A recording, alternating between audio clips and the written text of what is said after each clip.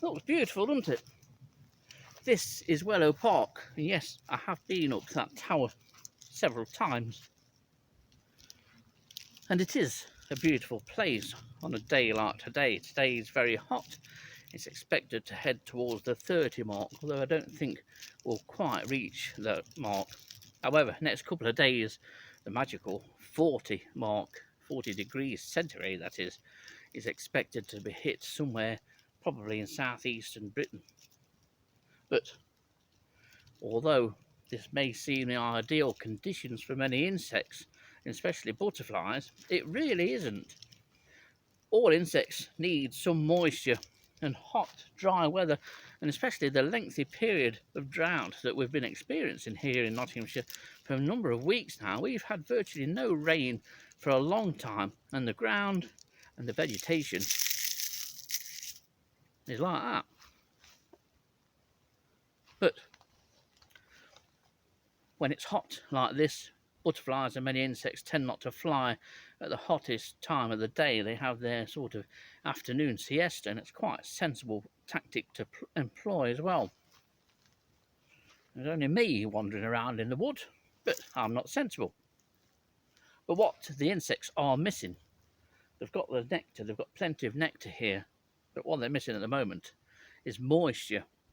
But a couple of 100 yards down this forest track, and as the track winds its way around and up through Wellow Park, there is the remnants of a once deep furrow in the track, and that usually holds water. It's now just down to being a muddy pool, but that muddy pool is attracting the insects. Moisture is probably more vital, or equally as vital, as nectar at the moment for our butterflies and moths. And with these record temperatures on the way for at least 2 or 3 days, some of them could be in big trouble.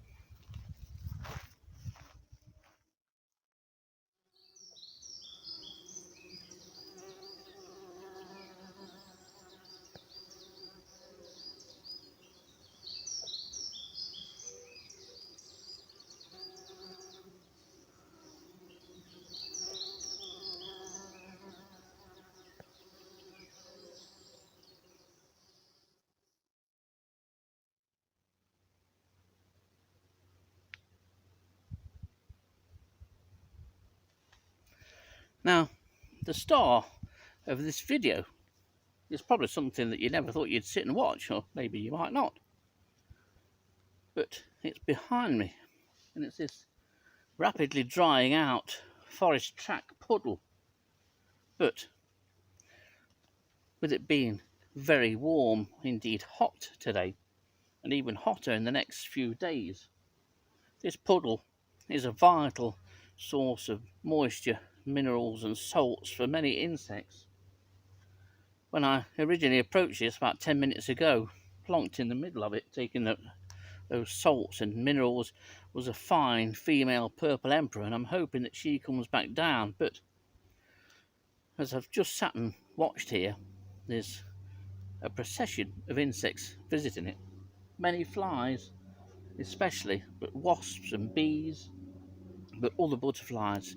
There's been a red admiral, there's a comma there now, and the last time I looked there was a white letter hair streak down here as well. And as I've been standing and watching it, I was briefly visited by a hummingbird hawk moth which seems to be in the area. Pools like this, or former pools like this, at this time of year and in this kind of weather, are an absolute lifeline for many of our invertebrates. And I want to see just what turns up. I might not be able to film it all, but we'll see what footage we can get of what comes to drink from this mud.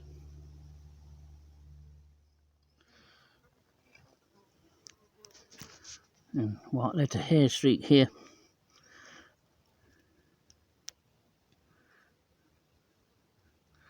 This moisture will soon dry up.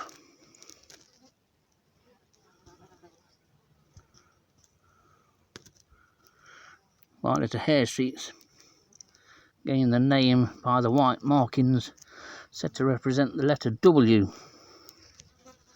on the underside of the wings here.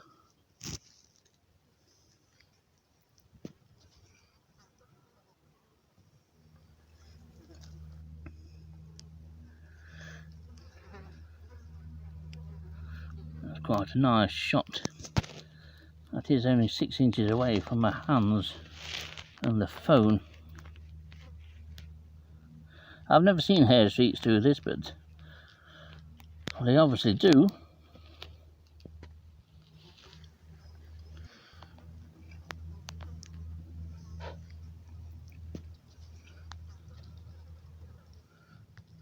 Now here's something that's really interesting, and I think I've only seen this maybe once or twice before, but this is one of the soldier flies, and it's a magnificent species. They look very much like a lot of the hover flies, but soldier flies are different. Anyway, this looks to me, from memory, to be Strateomys potodema. This is a large species as well. It's quite a chunky thing. I'm quite surprised to see this, but it's a nice thing to see nonetheless. Many years since I've seen one of these, and it could quite easily be lost in and amongst the wasps that are here.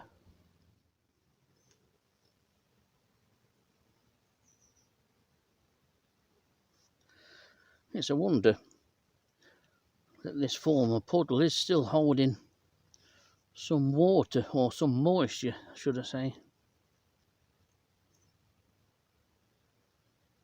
There is a ditch just to the side, but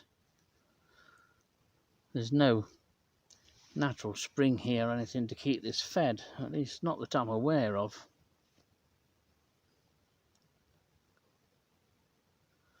You wouldn't think that a muddy rut on a forest track could be so important to so many insects.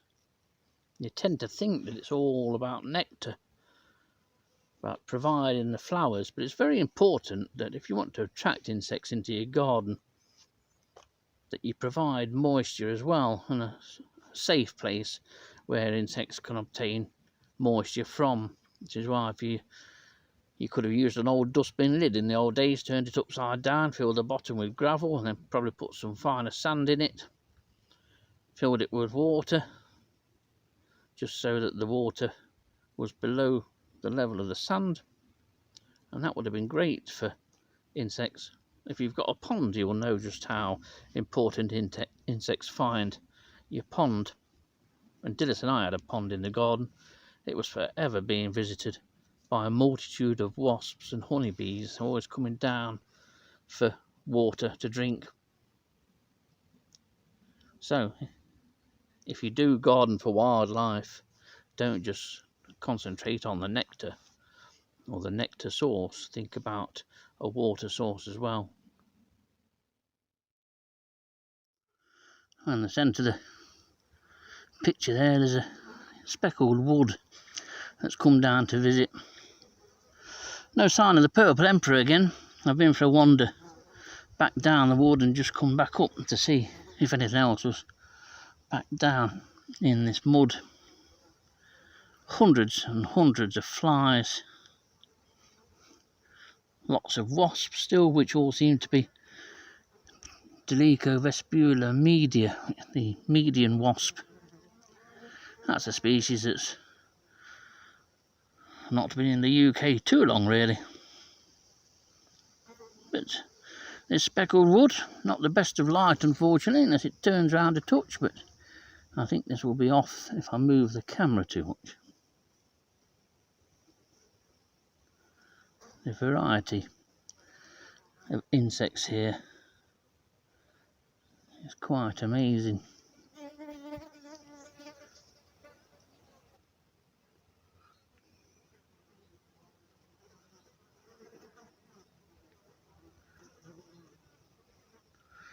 The humming and buzzing of the flies is very typical of this time of year on a hot summer's day. If you sat in the shade, the sound of the flies and the bees going about the daily business is what you'd expect to hear. And as usual, I've got this site all to myself, which is all well and good, considering I'm laid flat out in the middle of the forest track.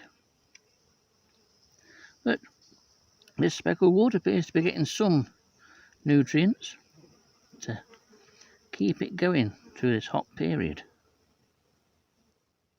It's that dry here, I've never seen this. This is a soldier beetle, this is Ragonitia fulva, and this is taking moisture. There's quite a lot of beetles actually, but this is something I've never seen. Everything is struggling.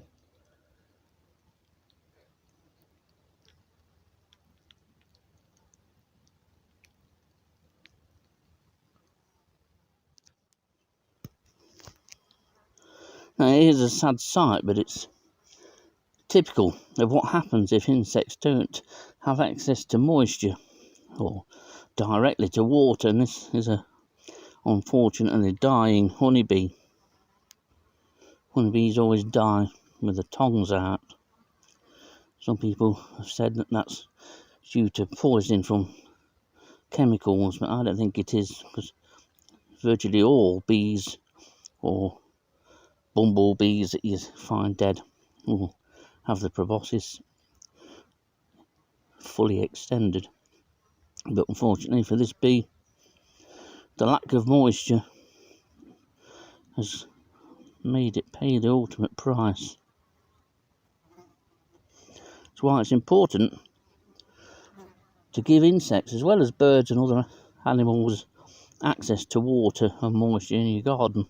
Everything needs water. Well, it's nice to have this little bit of shade which is offered by the trees above, and there's a couple of commas here. There's one actually further down the end of the muddy puddle, and one's just come down briefly on the path in the sunshine. I imagine that if there's any chance of purple emperor coming down here again, it may be as the temperature rises.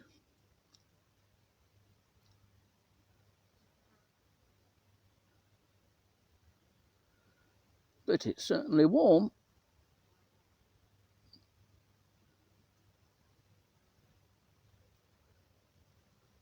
There's at least 2 different individual white letter hair streaks that have been down. A lot of the butterflies that are coming in are quite tatty. This hot spell certainly shortens the lifespan of insects that are around and experiencing this.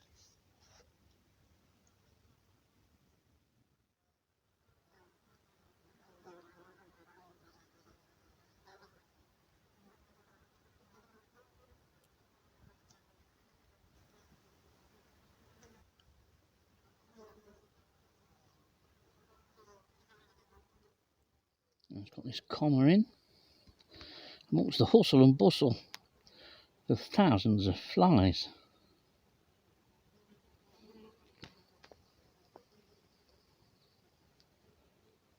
Comma's a species that's having an excellent year this year, doing really well.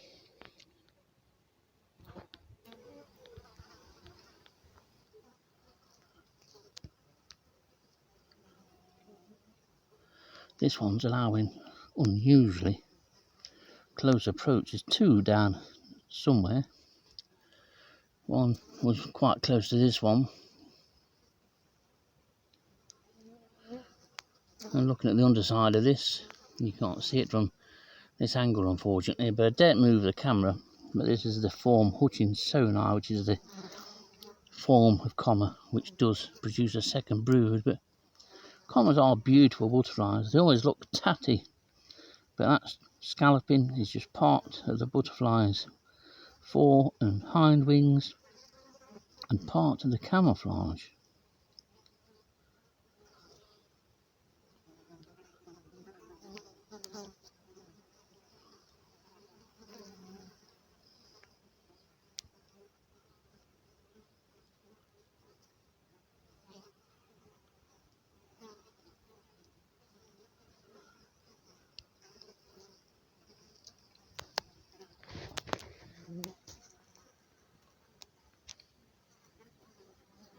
Beautiful things.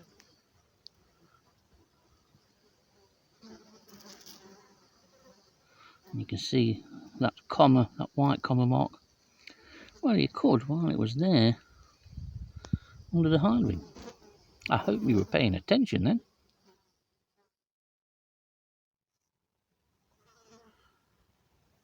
Oh, butterflies are slowly starting to appear. There has been a small white that's you might well be able to see in the distance that's joined the two commas that's here. That may be a green veined white that's just dropped in, but there's still one or two white letter hair streaks knocking around. We have large and small whites then, or large and green veined whites. There's two commas down in the rut white letter hair streak on the right of the screen. And that's on the dry stony bit now, it's just flying. No sign of any emperors, unfortunately.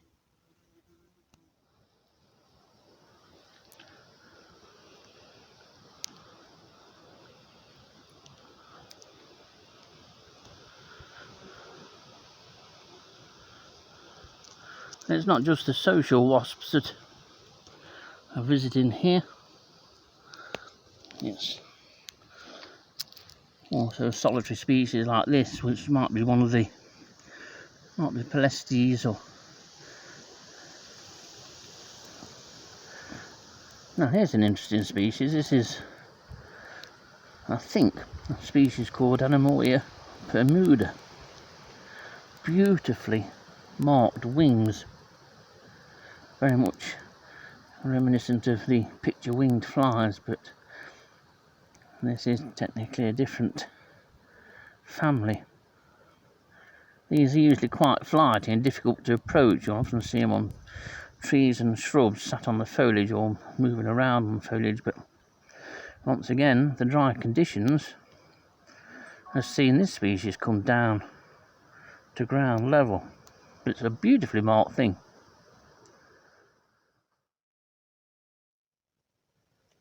Well, the temperatures continue to climb, and looking at the thermometer now, it's 37 degrees.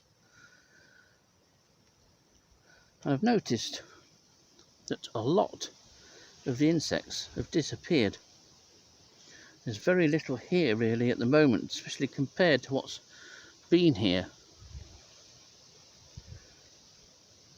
There's only a fraction of the flies that there were that are still here.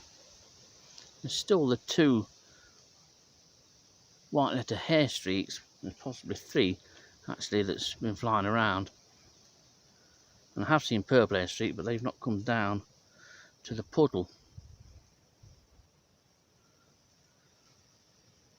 So I think if the flies and the invertebrates are saying it's too warm, maybe it's time that I made tracks as well.